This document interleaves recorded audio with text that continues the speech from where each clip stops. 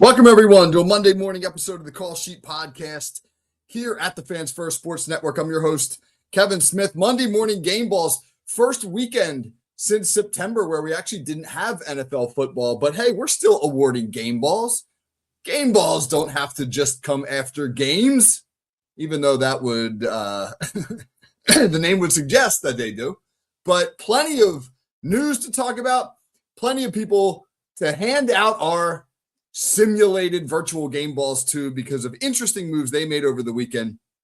And much of today's show will revolve around coaching hires as we gear up here for the Super Bowl. So let's start with the Arizona Cardinals. Game ball to the Cardinals. My brother-in-law, Ted, if you're listening, my sister, Kelly, big Cardinals fans out there in the desert. And they have hired Rams offensive coordinator Mike LaFleur as their new head coach. And this on the surface seems like a great hire. Let's just think about the Sean McVay offensive coordinator coaching tree out there in Los Angeles with the Rams. LaFleur, or I should say McVay, has had 4 offensive coordinators in his tenure in Los Angeles. They have been Matt LaFleur, Kevin O'Connell, Liam Cohen, and Mike LaFleur. The first 3 have all been hired away as head coaches and have a combined record of 142 and 69 in their tenure as head coaches. That's pretty impressive stuff. And Mike LaFleur will now join them as head coach of the Cardinals. Now, the Cardinals are obviously going to have to overcome themselves. They have one winning season since 2015. That's also the last time they won a playoff game. They've got issues at quarterback. What are they going to do with Kyler Murray? Do they keep him? Do they trade him? So it's very interesting. I was Googling potential landing spots for Kyler Murray if they did decide to trade him. You know, Murray was injured this past year, and then he had an opportunity to get back into the lineup, but at that point they decided to go with veteran Jacoby Brissett. I don't know what their thoughts are as far as Brissett goes this coming year, but there's been a lot of discussion of them moving on from Murray. And I found an article from December that suggested one potential landing spot for Murray would be with Sean McVay and the Rams. Now, that's not going to happen now as Mike LaFleur comes to Arizona. No way he's trading him to a division rival, much less the team he just worked for.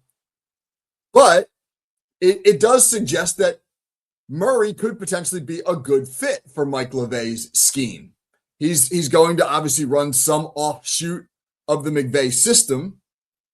Will he cast his lot with Kyler Murray, or do they think they have to go in another direction? That would be a really interesting offseason development, but history suggests that the Cardinals have made a real good hire in Mike LaFleur, and that if he can follow in the footsteps of his predecessors on the Sean McVay offensive coordinator coaching tree, things should go well, pretty well there.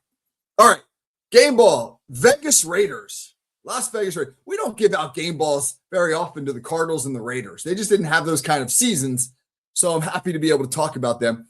Raiders hired Klint Kubiak, offensive coordinator of the Seattle Seahawks. I mean, this is not a 100% done deal yet, but it appears as though when the Super Bowl's over, it will be.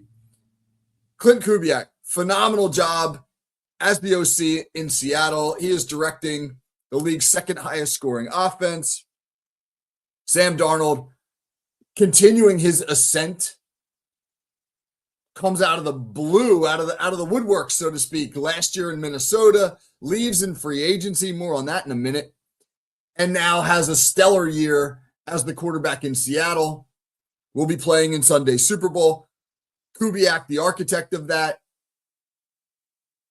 Kubiak is now stepping into a job in Vegas, very much like the Cardinals, a franchise that often cannot get out of its own way, whether it's management issues, coaching issues, relocation issues. I mean, they've been the Las Vegas Raiders, the Oakland Raiders, the Los Angeles Raiders. This is a franchise that is known for its instability. But Kubiak is stepping into a pretty solid foundation, onto a pretty solid foundation. He's going to have the number 1 overall pick in the draft, which it seems obvious that they will use on Indiana quarterback Fernando Mendoza, the Heisman Trophy winner, a national champion, a guy who stylistically, if you're familiar with Mendoza at quarterback, who's he remind you of?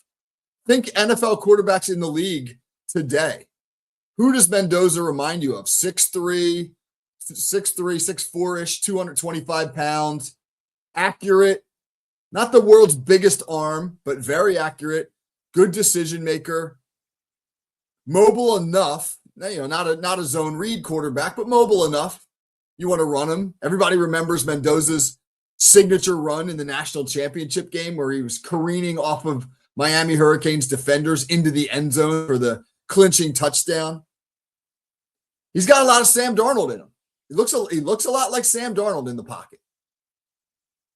If Kubiak can replicate in Vegas some of what he had in Seattle with Mendoza, now he doesn't have quite those weapons. He doesn't have a Jackson Smith-Njigba, but he's got Ashton Genty, he's got Brock Bowers, and he's got $90 million of cap space, the most in the NFL to work with.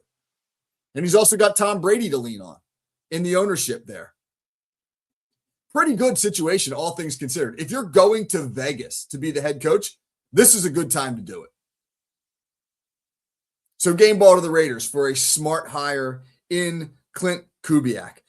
Let's talk about some teams that hired some really good DCs. Game ball, 49ers and Steelers for their defensive coordinator hires.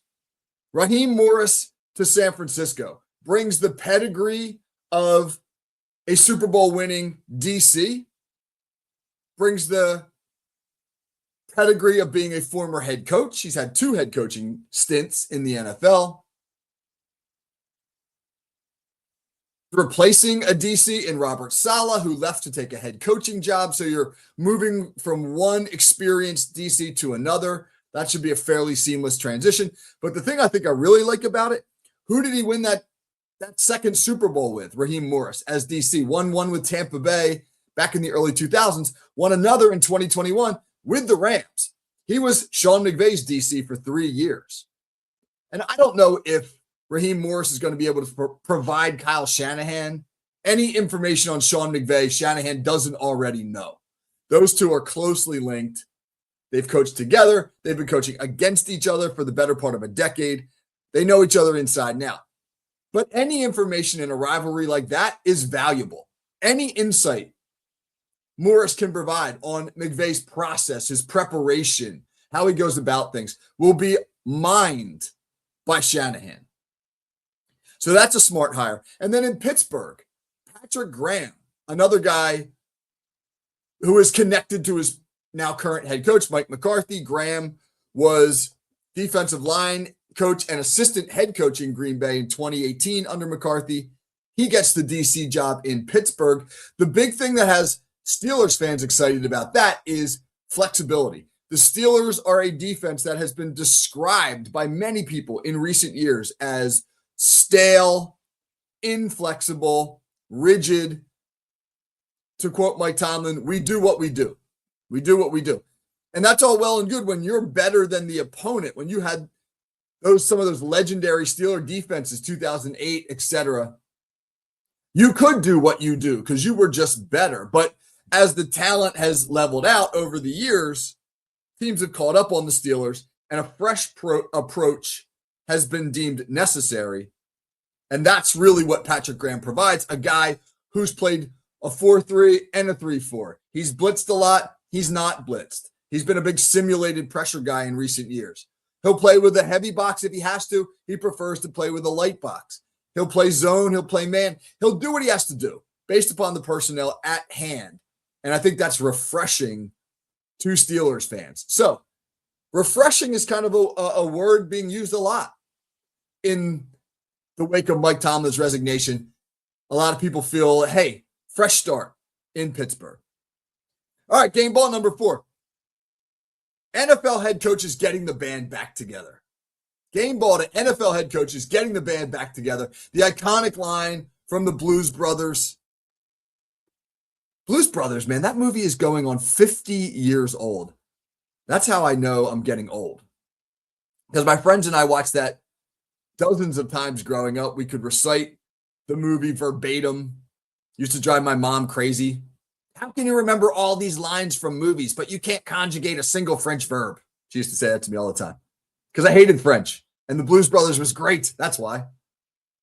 NFL head coaches getting the band back together. McCarthy in Pittsburgh. Patrick Graham, his DC, as I just mentioned, former connection to McCarthy from Green Bay. Scott Tolzien looks like he's going to be hired as the OC. Worked for years under McCarthy in Dallas, played for him in Green Bay. Kevin Stefanski in Atlanta, bringing in Tommy Rees, who was his OC in Cleveland. Bringing in Alex Van Pelt, who was his quarterbacks coach in Cleveland. Might even be bringing in Jim Schultz. I mean, Jim Schultz is disgruntled, to say the least, in Cleveland. Who knows? Maybe he'll reunite in some fashion with Stefanski. Jeff Hafley down in Miami. He's loaded his staff with former Packers assistants. Sean Duggan, his DC. Nate Hackett, his quarterbacks coach. Ryan Downard, his D-backs coach. Wendell Davis, quality control coach on the defensive side. They're all from Green Bay. All guys Hafley worked with in Green Bay. Todd Monken in Cleveland made a really under the radar but important hire. He's hired Daniel Stern, who was an assistant head coach in Baltimore for the last 10 years under John Harbaugh. His title, he was often referred to as strategist, but a lot of people said he was Harbaugh's right-hand man. Monken worked with him the last couple years down there, that he was a big analytics guy, did a great job preparing Harbaugh and the Baltimore staff for every little thing, every analytical detail they could provide about an opponent. And Monken steals him away from Harbaugh and now adds him to his staff in Cleveland. Why? Why are all these coaches loading up on guys that they've been familiar with, regardless of whether or not they had a lot of success? You know, Tommy Rees, he didn't have much success as the OC in Cleveland under Kevin Stefanski, but he knows Stefanski's system. They will be able to have a seamless transition as they move in there in terms of the install, in terms of the terminology. Hit the ground running. As a head coach, you have so many new things to familiarize yourself with. All the players, establish the culture, create the environment you want to create there, etc. The last thing you want to have to worry about is having to coach your coaches or get everybody on the same page from an X and O standpoint. That stuff you want to be able to hit the ground running with. Like day one, boom, here are the playbooks. And when you surround yourself with guys with whom you have familiarity, you can do that. The seamless transition is exceptionally important when you take on a new head coaching role, which is why we're seeing so many of these new guys get the band back together. All right, game ball number 5. Justin Jefferson, wide receiver, Minnesota Vikings. This is not a coaching issue per se, but he had a quote over the weekend that ruffled a few feathers, and some people thought it was controversial. I did not. I just thought it was honest. And I'm giving him a game ball for his honesty, for being honest. Game ball Justin Jefferson for saying, quote, "I definitely felt like we would have done better if Sam returned." And he's referring to Sam Darnold, who obviously left Minnesota for Seattle and now, of course, will be playing in this weekend's Super Bowl. And Minnesota suffered through a tough year at the quarterback position. They went from 9th in total points in 2024 to 26th this past year. J.J. McCarthy, the man whom essentially the Vikings brass decided he'll be the guy. We're gonna go with McCarthy over Sam Darnold. And they let Darnold walk because they believed that much in McCarthy. And it really didn't work out. McCarthy wanted just 2 qualifying NFL quarterbacks to have more interceptions than touchdown passes. Finished 33rd in qualifying quarterbacks in QBR. Just struggled. Struggled with injury, struggled with performance. And of course Jefferson's right. Of course they would have done better had Sam Darnold returned. And now Minnesota's got to figure out how do we get JJ McCarthy right? Fortunately for them, Kevin O'Connell has a history of getting guys right at the quarterback position. But I thought, people are trying to make a big deal about this. Oh, Kevin O'Connell's got to mediate this situation now. Oh, JJ McCarthy and Justin Jefferson have to make amends. I didn't think that was a controversial statement. I didn't think he was throwing JJ McCarthy under the bus. He was stating the obvious. Everybody knows it's true. They would have been better with Sam Darnold. What's the challenge now? Not to have hurt feelings, not to repair hurt feelings, to get McCarthy to play better. And I'm sure Justin Jefferson is 100% in on that. Both things can be true. Both things can be true.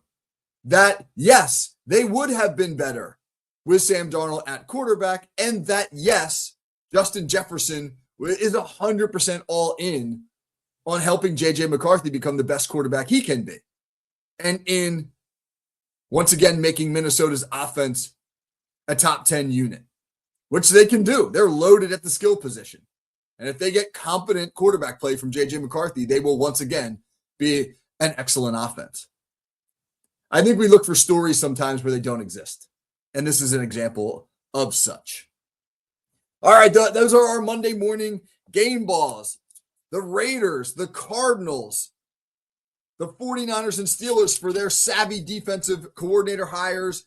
All the NFL new coaches getting the band back together. Why? Because of seamless transition.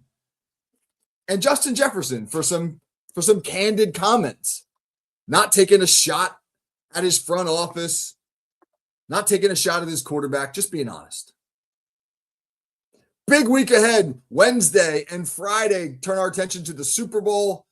The last week of the NFL season. After this week, we start lining up all of our coaches' clinics and great guests, pulling them from across the spectrum, sports writers, coaches, commentators, etc., reaching out to people all across the country. Going to be an exciting winter and spring of guests here on the call sheet.